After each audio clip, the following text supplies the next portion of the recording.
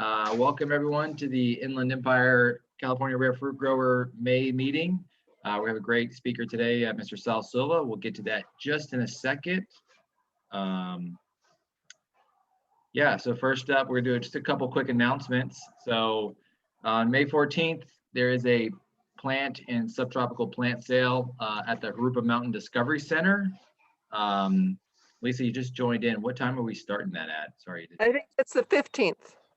15th. Saturday. Oh, should have got this right. And we're starting at 9:30 because the venue opens at 9. So that will give people time to come in. We're meeting in the Olive Grove, which is just to the right as you come in the gate. So normally they charge $10 per car for parking, but tell them you're with our plant sale and they're only charging $5. And then go to the right over to the Olive Grove. Yeah, so Saturday, May 15th at 9:30. So at the Harupa Mountain Discovery Center, where the big metal dinosaurs are off the 60. Between Valley exit and Pyrite. Pedley or Pyrite? Okay, thank you. Pyrite. So if you're coming from the west, you get off on Pyrite. If you're coming from the east, if you're coming from Riverside, you get off on Valley, right? The Valley, I know that. I've come that way now that I'm down here. It used to only take surface streets, so I never knew the exits. All right. Yep, so we got that coming up. Be great. So if you got anything you want to sell as well and donate to the group, that'd be awesome. The other thing we got is for our next meeting, we always meet on the first Thursday of the month. Right now we're still doing Zoom meetings just because of the pandemic and all, but usually we do meet at the Harupa Mountain Discovery Center. Our June meeting is going to be Desert Harvesters. Thank you, Christine, for setting that one up for us. So it should be a really interesting topic.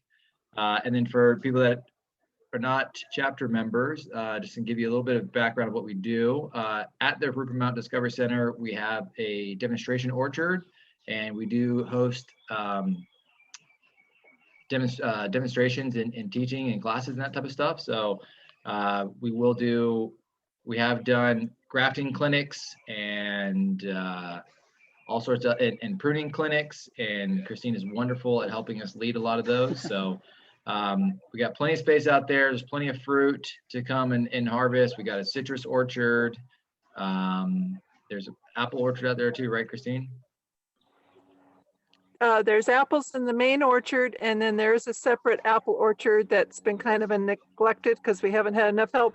So yeah, we've been concentrating on certain areas. The more help we can get, the more, the better we can get to these fruit trees, the more they produce, the more is there to share. So the other good thing to join the Inland Empire chapter, you're also asked to join the national chapter. So there's two different prices. It's very nominal. It's just $1 a month for the Inland Empire chapter, or $12 for the year. Our treasurer is Lisa Wright. She is here tonight. She may or may not post information in the chat box. And then the national chapter, the organization, the way you go through that is CRFG.org. They've got a place there you can pay via PayPal, or you can send in a paper and check and all that good stuff. So we'll post some information in the chat box a bit later, but we're gonna go ahead and get started here with the meeting. We got Mr. Saul Silva. Hey, Kurt. Yep. This is Charles Lee. I have 3 queen plants to be donated to the club. All right. I think Nate knows my place. It's up at my son's house on Pitton. Okay. All right. Yeah, we'll schedule a pickup for that. If anybody else has some stuff that needs to get picked up, let us know. Feel free to put it in the chat box, or feel free to put it in the chat box or shout out later at the end, and we'll schedule the pickups. So if you guys should help us out, if you're interested in coming to the plant sale on May 15th, just let us know. Feel free to put it in the chat box if you don't mind, or let us know. Just want to give a quick background here about our speaker, Mr. Saul Silva. He has got a wonderful YouTube channel that he developed for his techniques that he created. So Mr. Silva here is a CFO of a company that develops and manufactures hardware and sensors for electrical utilities around the world. He just started gardening in 2013 with zero gardening experience.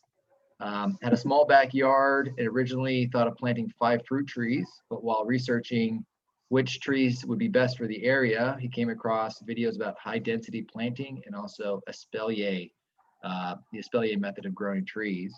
And he put the two together and then developed this awesome YouTube channel. So I actually stumbled across it a couple of years ago. He's got over 200 videos on there. And it's incredible the amount of diversity and variety he had in his small backyard in Riverside County. So I highly recommend check out those videos. There's plenty of information there to go check out. And I will stop now and turn it over to Mr. Silva. Hi, everybody. At this point, did I press share? Yeah, go ahead and you can start sharing.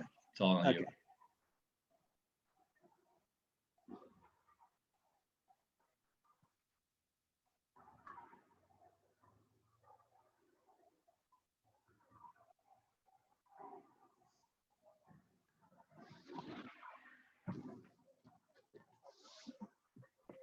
I used to have a bunch of the trees that were just for shade in the property that I had before this one. And it was continually covered with ants. I got really tired of that. And so I told my wife, I want to see what I can do to put some fruit trees in. Not that the ants wouldn't go on there, but if we were going to have ants, might as well get some benefit out of it. So can you hear me? Yes. Okay. Sure can. Okay. And so I did take a look.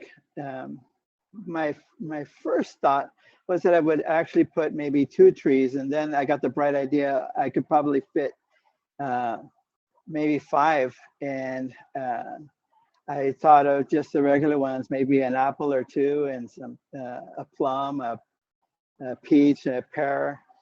And I didn't think of anything exotic or anything from the tropics. I just wanted to have some fruit. So I did go on, I did take a look, and I did come across espalier. And I thought, wow, what a cool way to grow a tree.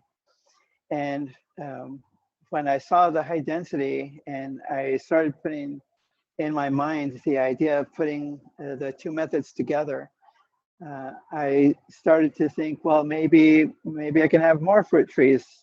And so I did one small section first. I did the figs. Okay. I put 3 trees, planted them about 1.5 feet apart in about a 6-foot space between 2 posts, and I put wire between them. And the idea at the time was just to let them grow together and see if I could come up with some crazy cool designs, maybe a fan or something. And then I ended up not doing that. I just went with using cordons. And so the basic idea is they don't grow on top of each other. The branches actually grow next to each other, attached to the wire. And I used green tape as a Velcro tape to be able to put them together. I did this at night just to really kind of focus on what it is that I wanted to show, which was the 2 branches growing side by side. And so I basically allow the branches from each tree to go all the way to the posts. So let me go back. Oops.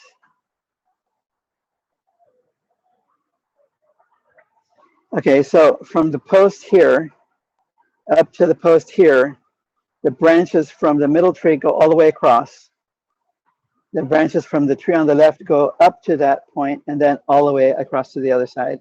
And the same with the tree on this side, it goes all the way across to that post and that post. When I took the pictures originally, I only had the 2, the Violette de Bordeaux and the brown turkey fig, and then I ended up adding the panache. And when when I saw that the idea was kind of working, I thought, well, what else can I do? Because I still have more space. And so then I went through and I started adding a bunch of different types of things. I ended up setting up a small mini vineyard with 13 or 14 varieties of grapes. And these are not espaliered together, they're espaliered side by side, but there's basically 1.5 feet space between each plant. And the interesting thing that I found, at least for me, was that when I was setting up the grapes, I found that the grapes are, when you're growing them in this manner, that's espaliering the grapes. And so I took the idea from the figs and the grapes, and then I started to see, okay, what else can I do? So at this point, I had the 14 grapes and the 3 figs, so 17, and I still had a lot of space, at least as far as I was concerned. So one thing I'd like to do is I'd like to show a small video where I actually measured out, let's see. Oh, here we go.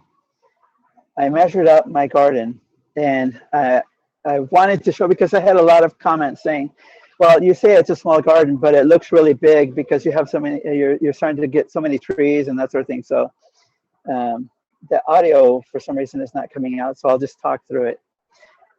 Basically on the left-hand side, oh, because I have dogs, okay, and I wanted to make sure that the dogs had an area to play in and do their business. So I divided up the backyard into an area for growing, and the space between the posts and the wall is about 6 to 6.5 feet. Okay, and that's what I'm talking about here on the video. So then, as I go through and I start measuring out, I take 15 paces, and the space between my paces is about, let's say, 2.5 to 3 feet. So from one end to the next, it was 45 feet. And I have the identical thing on the other side of my garden. So here I go, there's 1, 2, 3, and it goes on and on. And once I get to the next gate, it's 15 paces. So that growing area is 45 feet up to this point by 6 feet.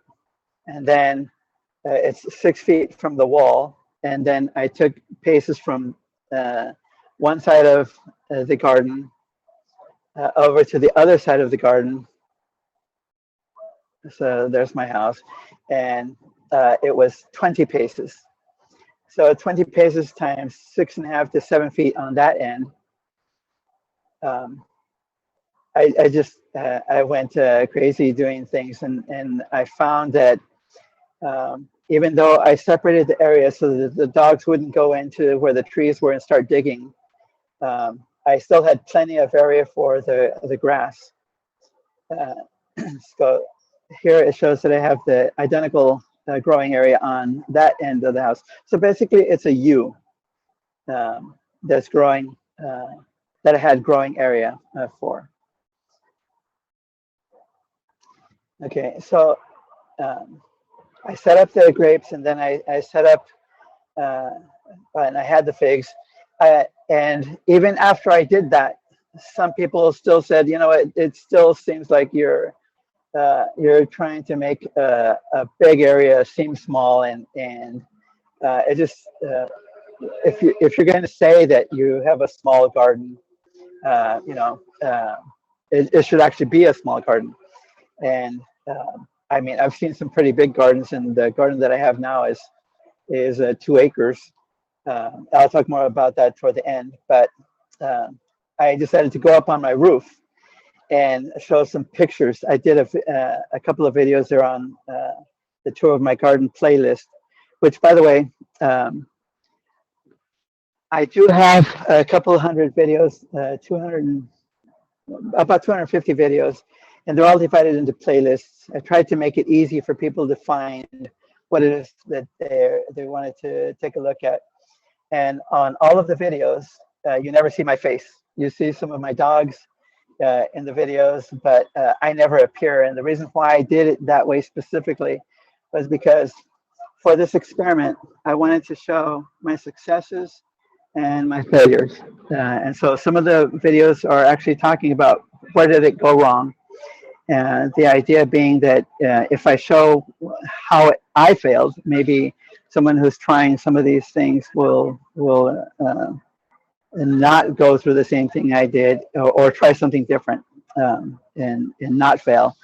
After I show the videos that I failed on, I tried to go back and show what I did to make the changes so that I would actually have success. And so you'll see beginning videos, and then videos where I say, okay, this went wrong, and then videos where I say, okay, this is what I did to make the changes. Okay. So anyway, I went up onto my roof, and I decided, okay, I'm going to show everybody just how small my backyard really is and how much growing area I am only using. So past this. Okay, so here you can see, let me make that a little bigger. Here you can see the figs that I was just talking about. But next to the figs, I have pears, and then here's the pears espalier. And I have, in a 12-foot growing area, I ended up having 5 pear trees, spaced about 1.5 feet apart from each, from the next one. And so it's the same idea as what I did with the figs. I had the branches from each of the trees growing all the way up to the posts. And a really kind of a cool thing, and this is an ongoing experiment. I'm going to be continuing the experiments here at the new property. A cool thing is that as I worked on developing this, as it turned out, I started to get more and more fruit because I took a look to see, okay, what is the year of the wood that the fruit grows on. Some fruit, like citrus, gives the fruit on first-year wood, and some other trees give fruit on second-year wood, or sometimes even third-year wood. So once I started to pick up on that, I started to focus my efforts on making sure that the wood that I had was wood that would be producing the fruit. Some of the other things that I want to do as far as experiments is on all of these, except for a couple, because a few of them I did in a fan version of espalier instead of cordons. I want to do some experiments as well to see if some of the trees grow better next to specific types of trees or what. And then I did a different type of experiment here where I didn't grow. So these are 2 apple trees. Okay. They're planted side by side, but not along the wires. Okay. So I did on this one just as an experiment to see how it would go. I planted 1 tree. I espaliered one apple going north to south, and then I espaliered the other apple going east to west, and I had them go through each other, and it was pretty cool. I ended up getting quite a few apples. I learned that on apples, you're looking for the little fruiting nubs, and once I realized that, I tried to make sure that I didn't cut any of those off, because the first year when I went through and I did pruning, I took a bunch of them off, and I learned from my mistake. But the point I'm trying to make is when you're growing the high density espalier, because these trees were 1.5 to 2 feet apart, you don't just have to plant them side by side so they're growing next to each other. If you have something on a corner, because this is the corner of the garden, I decided to try something a little different. So you can play with it. It's not something that's rigid. And then one of the things that I'll point out as I go through, when I planted the trees and I had them growing side by side with using the high density espalier method, I realized I still had a lot of area, a lot of dirt that I could plant stuff on. So I started trying to maximize my use of the area that I had set aside for growing. And here I have a lavender and another one, I can't think of the name. They're both, rosemary. And these are the baby versions, but these ended up growing into, I formed them into trees. That was kind of fun. But the point of showing this is just to show I had, after I planted the trees, I had a lot of other areas. And then I decided to take a look to see, okay, which trees can I espalier and they will still give the fruit like an apple. And I found that plums will start to do that, but plums and peaches and apricots and avocados and zapotes don't like just being espaliered so that you can see the fruit just like you would like on a espaliered apple tree. They like to be a little more bushy, and I found that some of the reason for that is because the wood that it grows the fruit on is not necessarily first-year wood on all of those. Sometimes it's second-year wood, and so in order to make sure I had sufficient growing area for the fruit, I ended up doing a modified version of what you see here for the plums. The guavas here, I'll show the modified version in a minute. The guavas love being espaliered. I had 10 different varieties of guavas growing along the wires, and I had really good success with that. The pomegranates really like being espaliered as well, but I found that I got more fruit when I espaliered them, but let them grow out, because for pomegranates that they grow on first-year wood. So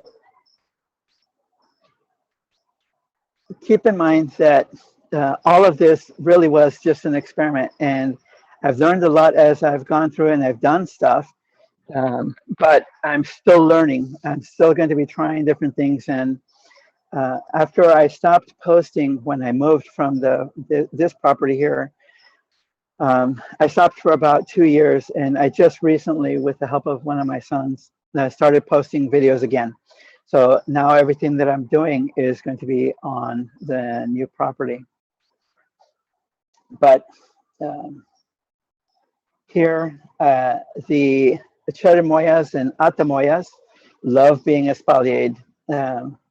They grow a little bit away, and that's actually something I wanted to explain. I never let any of these grow higher than 6 feet.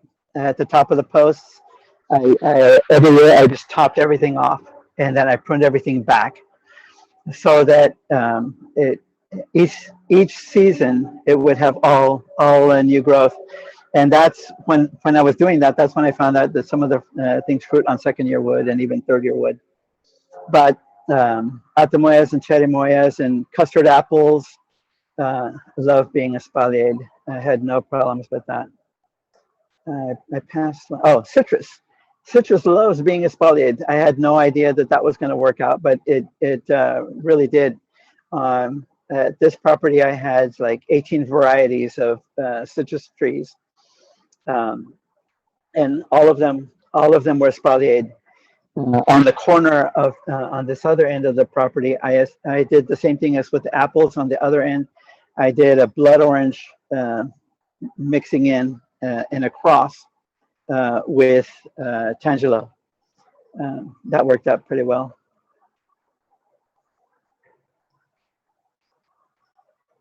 So this is a picture later once it's growing out and it's starting to give the flowers. I'll just do a little plug for Cherimoyas and Atamoyas. If you guys don't have these trees, it is the most wonderful smell when the flowers come out, and the fruit tastes like the flowers smell. It's a really great fruit to have.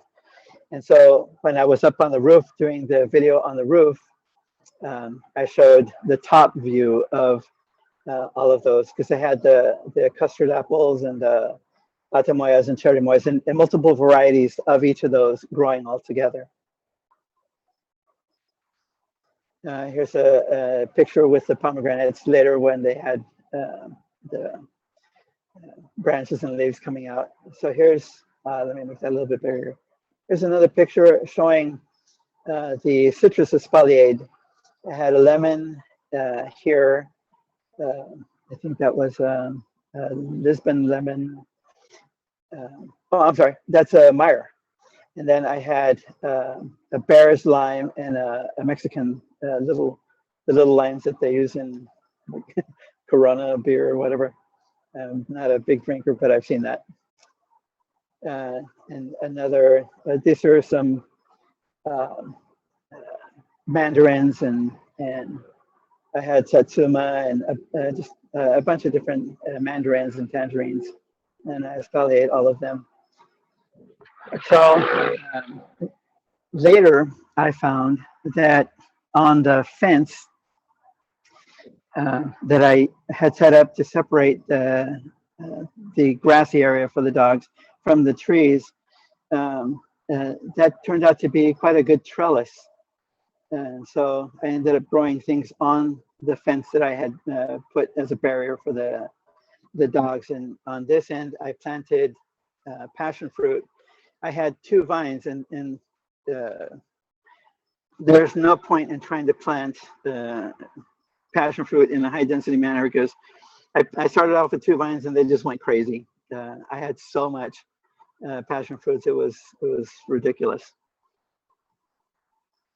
Here's an example of what I was doing once here on the right, it's the guavas, and then here in the middle, I had mangoes. I lost 2 of them, and so all you see is 1, but I did the same thing with the mango trees. I espaliered them, and the mangoes loved being espaliered. Here, I think I have a better picture of that, but here I espaliered an avocado with a zapote together. Here's a better picture of that. So just like with the other trees that I showed a little bit ago for figs and the pears and all that sort of thing, I had the branches from here's the avocado here. I had the branches from the avocado up to the post and then up to this post, and the same with the zapote, growing side by side. And for the first few years, I got zapotes, but I didn't get any avocados. And finally, my grandmother told me, you should threaten the tree if you're not getting any fruit. And I started laughing, and so I actually went over to the tree and I said, if you don't give me avocados next season, I'm taking you out and putting another tree. It has to be pure silly coincidence, but the following year it actually gave me avocados. And then here on the back, behind this row of trees, I planted more trees. So I ended up with 2 rows of trees, which doubled the number of trees that I had, and I was growing blueberries here. I ended up having a section where I set up different bananas, and I grew bananas. That was kind of fun. Some of the subscribers sent me pups, and I ended up with, because I started off with Rajapuri bananas, and I ended up with Goldfinger and Namwa and just a couple of other varieties. Some of the pups, I still have them, and I'm planting them here at this new property. I went to have yogurt, frozen yogurt one day at a place that was just opening up, and they had a fruit there, a little white fruit, and it's called lychee. And I tasted it and I loved it. So I ended up buying a lychee tree, and next to it, I espaliered both of the trees, a longyan or longan. It's like either a cousin or a brother or something. It looks exactly the same as lychee inside, but the longan has a tan skin. It's kind of a rough skin, and lychee has a red skin on the outside. And sometimes it's smooth, sometimes it's rough. But I planted those two together, and I left a space. I don't know if I have a picture of that, but I left the space next to it for rambutan, because it's the same type of thing on the inside, but the rambutan is a lot more delicate. It can't withstand any kind of a cold weather. And I live here in Riverside in Southern California. It's silly that maybe once or twice a year the temperature goes down enough to freeze, but that's enough to kill some of the more delicate stuff. So that's why I don't have the rambutan, even though I wanted to have the triplets. I planted 6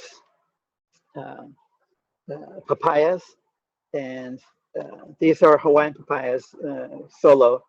And later on, I ended up planting a Brazilian papaya, and had pretty good success with these.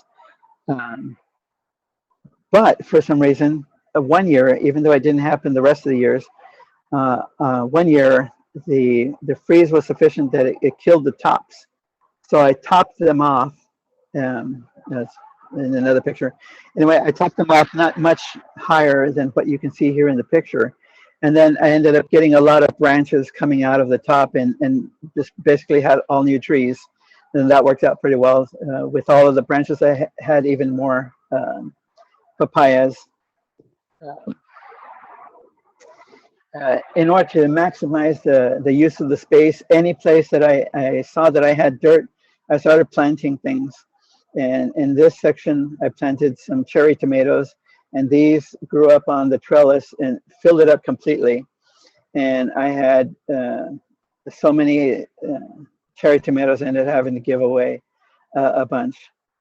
So talking about the fence that I talked about, or referring to the fence that I talked about for the separation of the growing area and how I used it as a trellis, I ended up trying a few things. So I planted peas, cucumbers, different varieties of those. I planted green beans. I just tried a bunch of things, and it really worked out well. For these, I planted them thinking, okay, well, I'll try high density and see how that goes. It actually worked out pretty well, but it wasn't necessary, because these things grow up and just give a lot of the cucumbers or green beans or whatever. So I probably could have planted half or a quarter of the plants that I planted there, and I would have had still a really good yield. You can see I planted them really close to each other. Anyway, it didn't hurt anything. These, I think, were peas. It didn't hurt anything. I still had a really huge harvest, and that worked out pretty well for us. Here's where I'm showing where the branches started to come out of the papayas that I topped off, and all of them at that point were still the solo papayas. Then growing the blueberries. I had a really great production the first year, and then the second year it really went south. It took me a while to figure out, because I asked later on when I was having so much trouble, I asked some of the subscribers, and they let me know that blueberries like acidic soil. So then later on, I started adding coffee grounds, and I had no problems with the blueberries after that. But I set up a small trellis for these to grow up on, and so that worked out pretty well. I ended up setting up a couple of these raised bed gardens, and I did a few things with that. I started growing different vegetables, zucchini. I was growing zucchini vertically, and they ended up looking like little palm trees with like papayas, or papaya trees with zucchini growing off the side. They looked like papayas. It was kind of cool. But toward the back here, where it's closest to the fence, I realized, oh, hello, that's another trellis I can use. So I started growing things like cantaloupes and watermelons all along this fence, because I made another raised bed planter in this area here. Then later on, I set up another small growing area close to okay, so behind the house, I had a concrete patio, and then the grassy area, and then the growing area. Okay, so I took a piece of the grassy area and I set up more trees, and I ended up setting up the peaches and nectarines in that area, and apricots and plums, and at the other end, that's where the bananas were.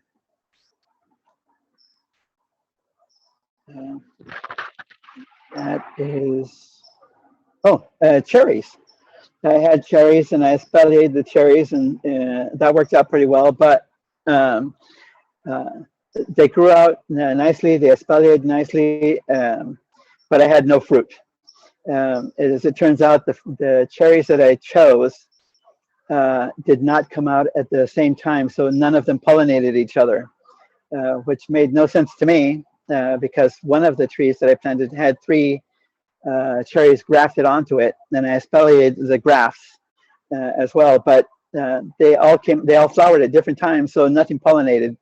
That was kind of silly. So this time I have 32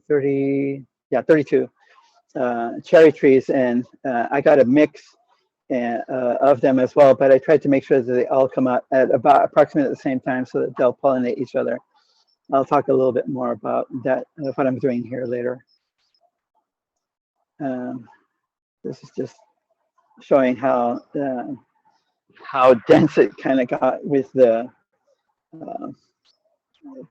passion fruit growing here, and then behind that with the citrus, and then still grass area, and then I had a loquat tree, and then all the bananas growing in here. Another section of that fence that I ended up using as a trellis. And then behind the citrus trees, I saw that, okay, I still had more growing area. So then I started seeing what else can I plant.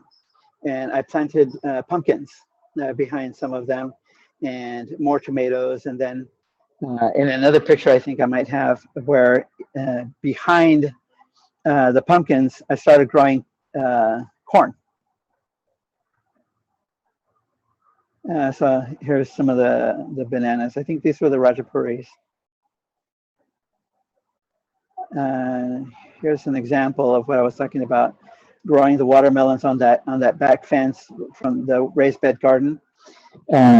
Since the watermelons and the cantaloupes get a little too heavy for the vines, you have to suspend them, and I was using just a black net to suspend them. And I found that I really like growing melons vertically. And here at this property, I'm going to set up a whole growing area just for cantaloupes and watermelons, because I really like that, and it turns out really well. The first ones that I tried were the little sugar babies, and that was kind of fun. But then I started growing the bigger ones, and this one ended up being like a 20-pound watermelon growing on a fence vertically. Honeydew growing vertically, same type of idea.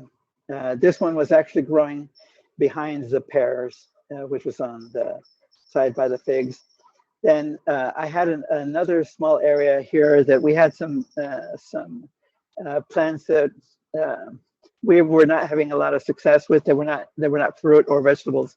I took them all out and I planted corn, and had a lot of success with that. But what's really the fun thing to me, whether you're doing espalier or high density or just planting, using up the area that you have, is being able to harvest this stuff and just eat what you just freshly picked. I love that. This is in the area right next to the atamoyas and lychee, which is right next to it over here. Next to where I planted the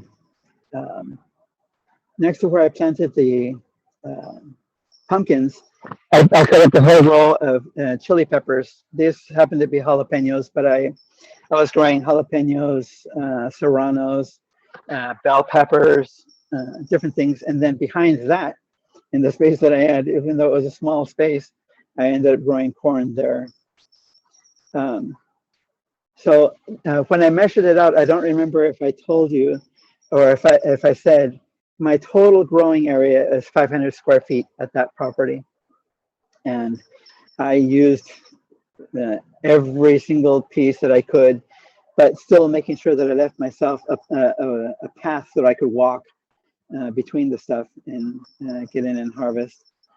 So this was one of the vines from passion fruit. This one ended up going this way, and the other one grew the other way, and it just took over. I mean, I had to prune so much; it was crazy.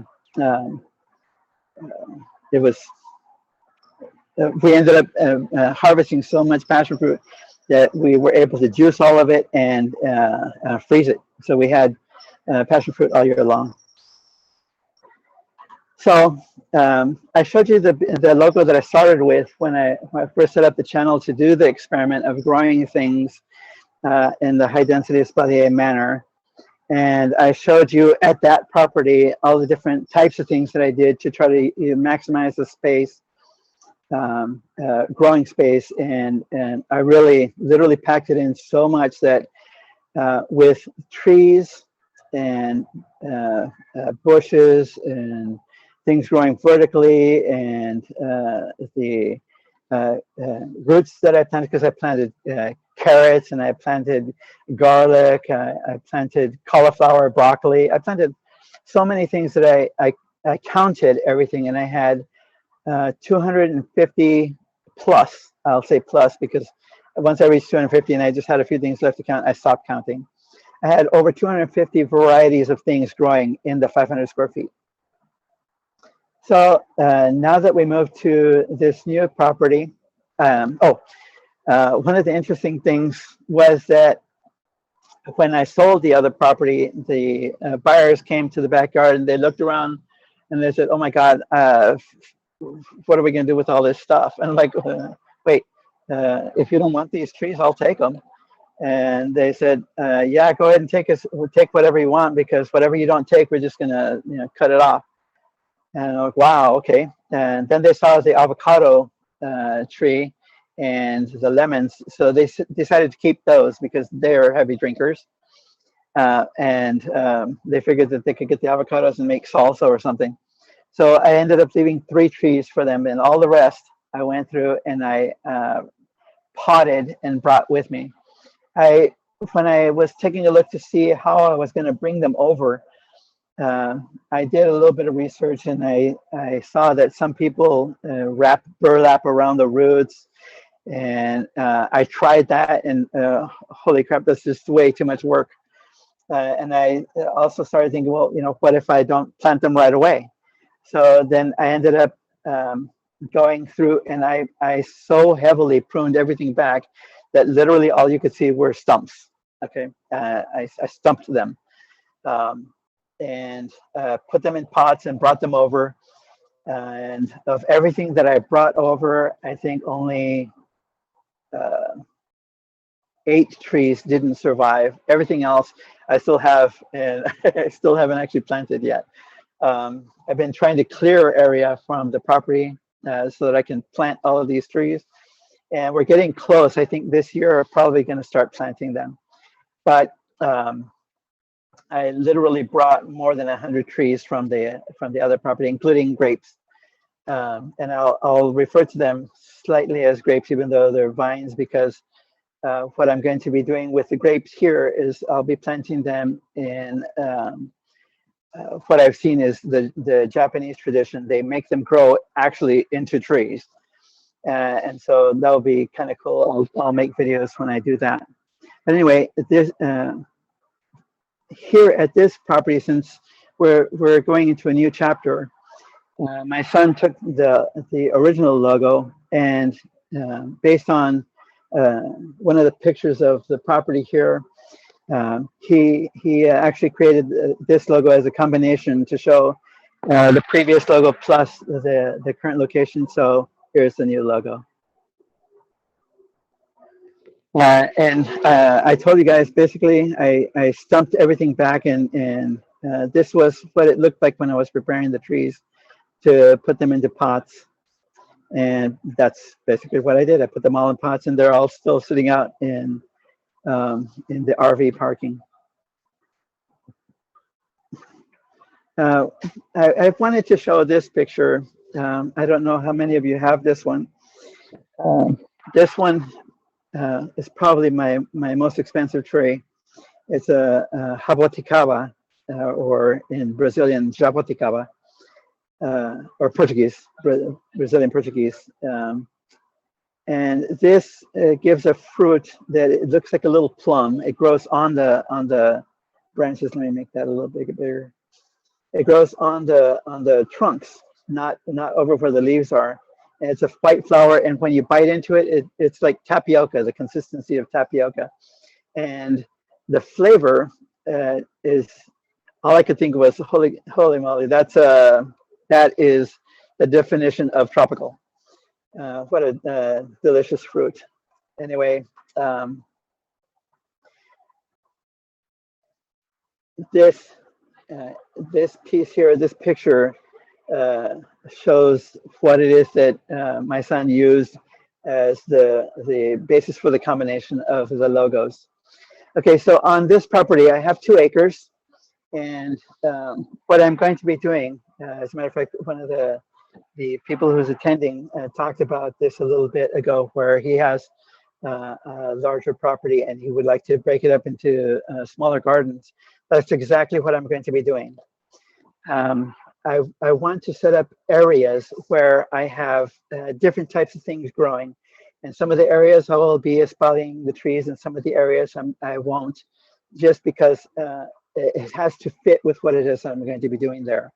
There'll be different fountains, different seating areas, an aviary, a fire pit, just a bunch of different things going on. But I want to highlight the fruit trees in every single area. And the growing areas, like I mentioned a little bit ago, I'm setting up growing areas for vertical growing of watermelons and regular melons, cantaloupes, honeydews, and that sort of thing. I have 32 avocado trees, and I just started posting about some of the things that I'm doing here. I just completed a pruning video for the avocados, and we'll be posting that either later tonight or tomorrow. Just giving an example of what it is that I'm doing for that. But to kind of wrap this up, I wanted to show one other small video or short video, and it's a video based on a question that actually, I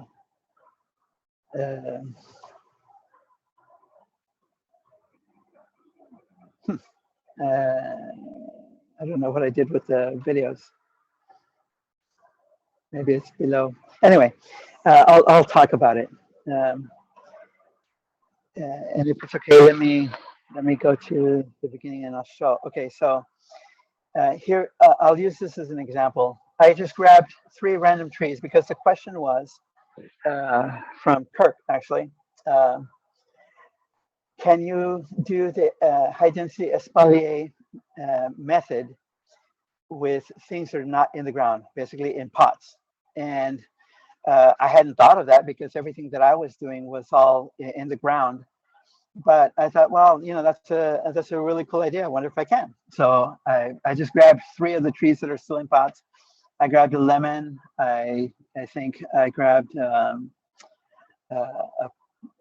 pear, an Asian pear, and I think the other one might have been a plum. Just three random trees. I just grabbed them because they were all approximately the same height. And I got bamboo stakes. Okay. And I put them behind. So if you can picture, and we'll post this video as well. So if you guys want to take a look at it later, I put bamboo stakes behind the tree, and I attached the branches to the bamboo stakes. And picture, these are all in pots, right? And you'll see that in the videos, but I did a couple of layers, a couple of rows. And basically you can do that with as many rows as you want, depending on how tall the trees are.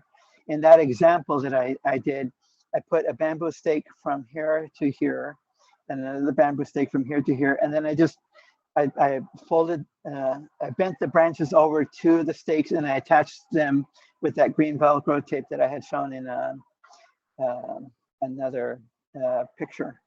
So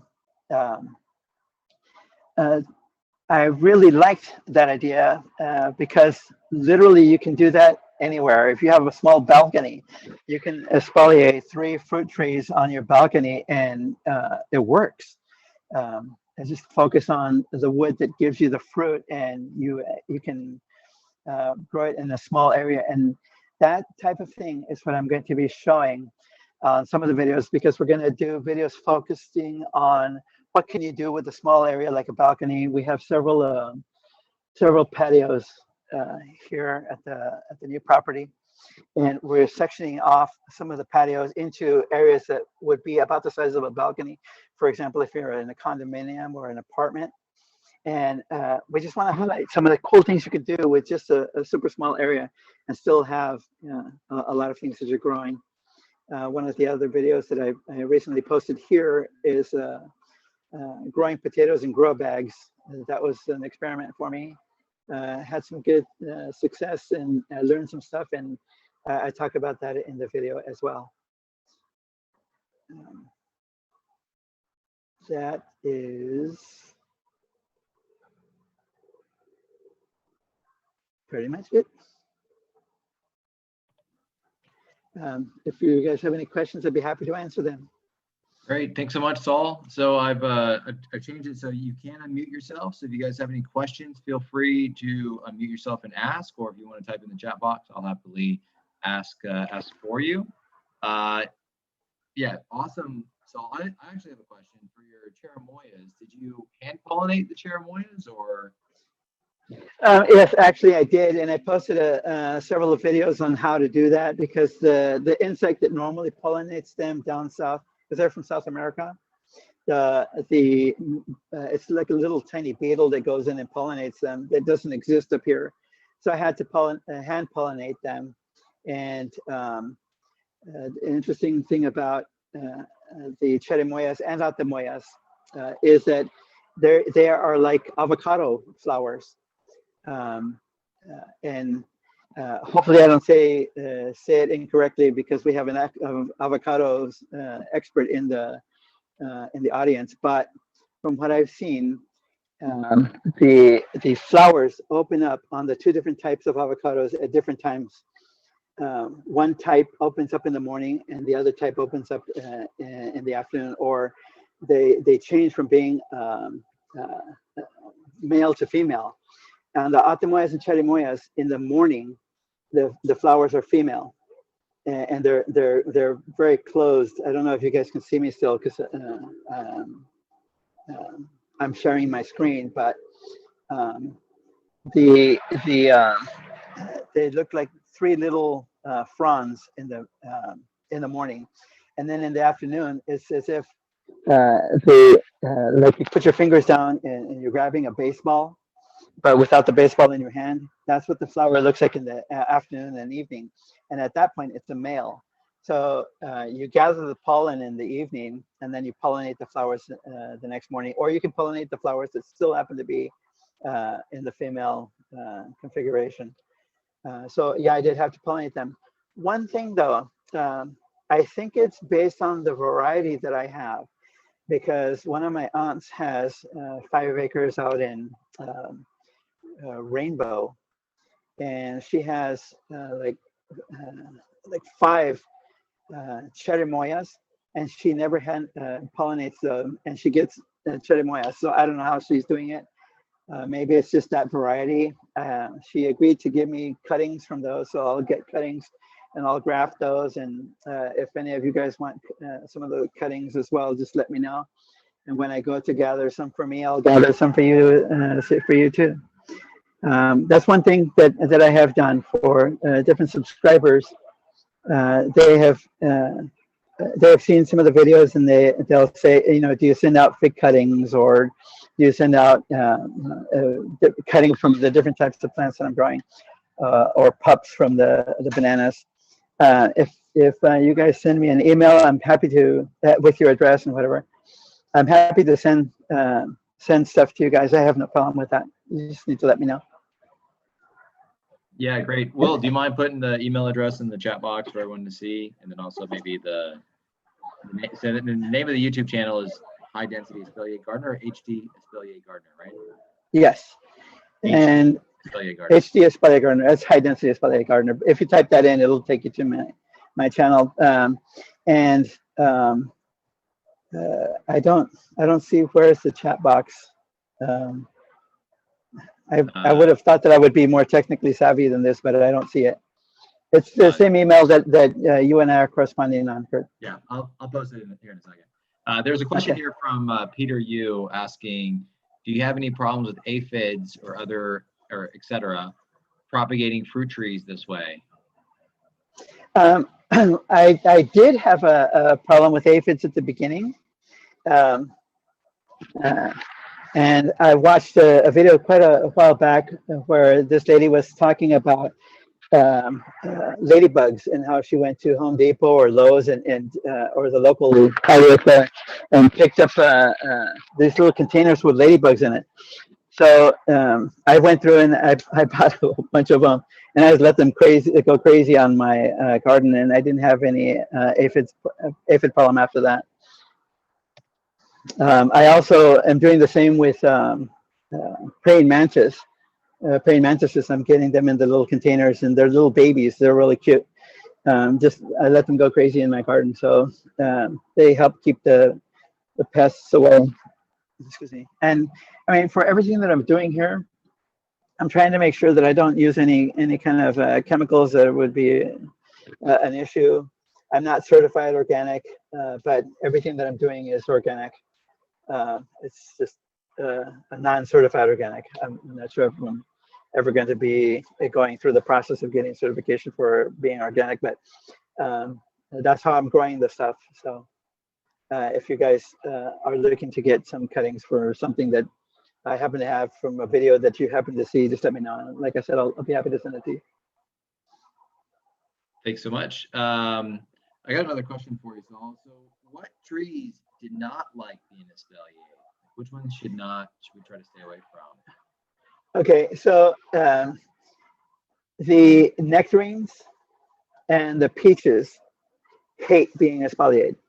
When I was espaliering them, I got almost no fruit at all. And then when I talked about saying something about the modified version, and I didn't talk about it, even though I showed a couple of pictures. Can you guys see me? I can't see. I can't tell if you guys can see me. If you want to stop sharing your screen, if you're done with your photos, they okay. see you then. Okay. So with the high density espalier, they grow along the wires, right? And it's flat. Okay.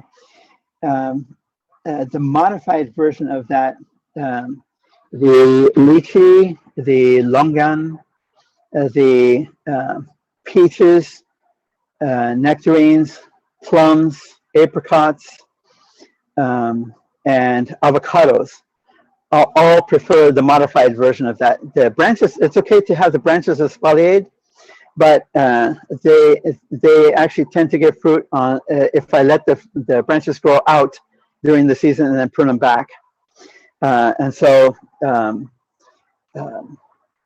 the I think the peaches and the nectarines give fruit on first year wood. So I let the branches grow out, they give the fruit, and then I cut them back. But when they're growing out, I keep them pruned to about a foot to a foot and a half wide, and they're 6 feet long. So it's a modified version of espalier because it's not just what's growing along the wire. It's the branches growing out from the wires as well. And one other person had asked me regarding the height. On all of the videos that I have, even including the videos that I'm doing here, I'm topping everything off to a reasonable height because I want to be able to just either use a small ladder or just reach up and pick the fruit. I don't like using tall ladders, especially because I have so many fruit trees. I have people come over to pick their own fruit, friends and relatives. They come over when the season is, it's ready to harvest. And I don't want people climbing up on tall ladders and potentially falling off. So, that's one other thing I wanted to say. At the property that I showed most of the pictures in, or literally all of the pictures in, I did a bunch of tours for different groups like Boy Scouts and school groups where they brought the kids over to come and take a look at the garden, especially when there was fruit. I was growing strawberries and they'd come in, they'd pick all the strawberries, and that was kind of fun. But I'm happy to do the same thing here. If anyone wants to take a look at what I'm doing or what I'm working on, I'm happy to show what I'm doing. It will look, I think, closer to my vision of the place in about 2 years, but there's still plenty to see.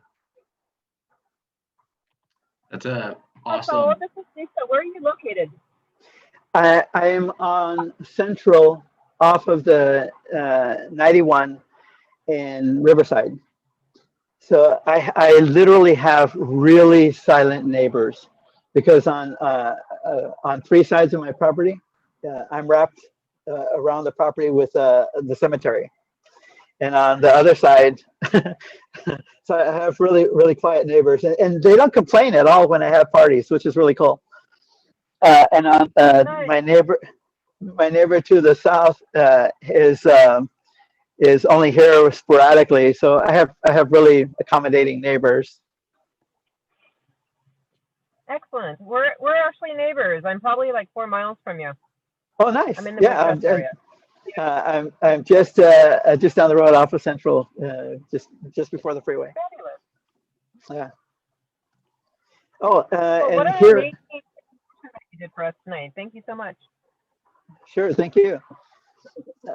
I found out that quite a long time ago, whoever had this property, they were growing so many different types of flowers and things like that they were on the Riverside Garden tour at some point in the past, and they won like 3 years. And so I have all kinds of things growing here that I'm like, wow, really surprised. I will end up with about maybe 200 fruit trees, but I have all kinds of other trees. Trees from around the world. If I got serious about it and identifying everything, I probably could get certified as an arboretum. But I have all kinds of things growing here. This big rib-looking things. I had really long old vines, and we did a whole bunch of cuttings from these. And it's just like every time I go out and take a look at another area of the garden, I find new things that I didn't really even realize. we were growing here. I have all kinds of things going here. Yeah. Great. Anybody have any more questions for Saul? Saul, did you do much soil preparation, or are you using mostly your native soil when you did your high density plantings? Okay, so at this property, the ground is actually really nice. I haven't had to amend the soil here really at all. I might do a little bit when I'm actually planting the trees, but as I've gone through and I've done a lot of pruning, I see what the ground is like, and I've had to, I literally replaced all of the sprinklers, so I know what the ground is like. The soil is really quite nice. At the other property, it was a lot, it wasn't exactly clay, but it was a lot denser. So I did have to amend the soil there, and I amended it in many cases, depending on what I was growing. For the trees, I amended it going 4 feet down. For some of the other things like vegetables and stuff like that, I amended it 1 to 2 feet down. Okay. And I added chicken poop. Great, yeah, can't go wrong with that. Yeah, so like I said, I found your videos probably about 2 years ago, maybe 2.5 years ago, and I tried to apply your technique at my house, and the way I did it is my house faces west, so on my south wall, I put it really tight to my south wall. So here's a photo of my house. Oh, nice. I have a fence over here, and it's maybe 6 feet, 7 feet off the house line. And so my plan is to have a line of trees here. So I got the bananas, the sugarcane, and then the one guava tree, or the one tree that's on my entire property when I purchased it a couple years ago. But so here's the guavas, and I just put I got some electrical conduit, drilled holes on either side, put wires across, and I plan to grow it to about 8 feet tall.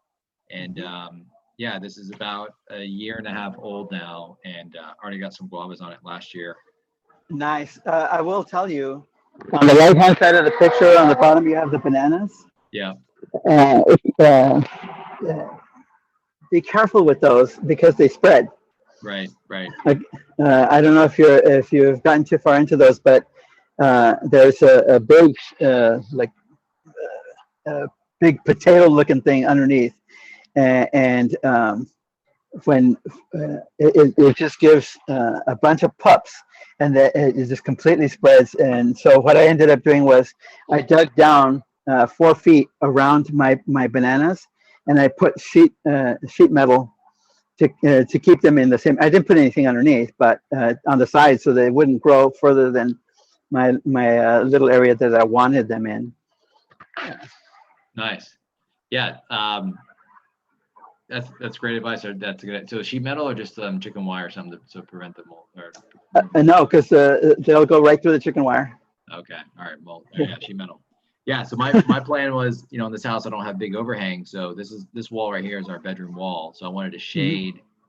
I got shade now and everything on my western wall. Now I wanted to test this out on the south wall, and if this works, I was going to continue it down the rest of the house. So, nice. Go up and around the windows and stuff. So yeah, it'd be pretty interesting to go up and down. Yeah, cool. I wanted to share that with you. It's not the greatest. I need to get it up. Well, I said this toward the end of the avocado video that we're posting in the next day or two. The cool thing about it is with so many of the trees that you end up getting, just have fun with them. I mean, prune it to the shape that you want. It doesn't have to be perfect, and if you don't get it to the exact shape that you want it, because it has a lot of flowers, which I talk about that in my avocado video. I left some branches on that I normally would trim back down just because they had so many flowers on them. But I'm doing the pruning to the shape that I want them in over multiple seasons. It's not all at once. And if you screw it up, you cut too much, guess what? It's going to grow back and you can have fun again. So that's really, I think, the most important message that I try to get across. It doesn't have to be perfect. get in there and try it and just have some fun with it.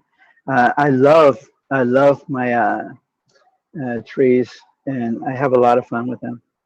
I had no green thumb whatsoever. I didn't even know that I could grow anything until I tried it, and I've had a lot of fun ever since.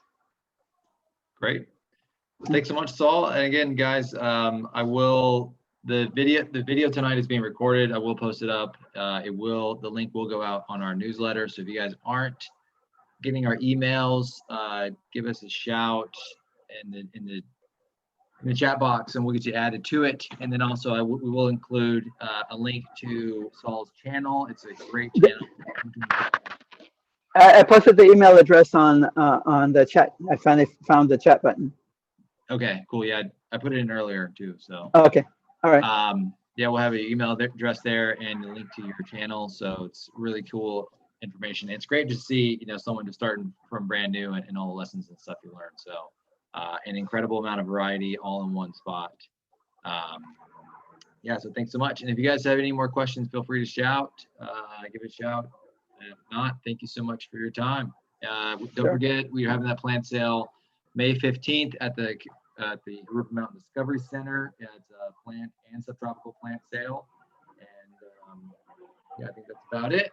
Thanks so much, guys, for your time. And we'll see you guys next month, the first Thursday of the month at 7 o'clock. Bye, everybody. Thank you very much. Thank you, Saul. Bye.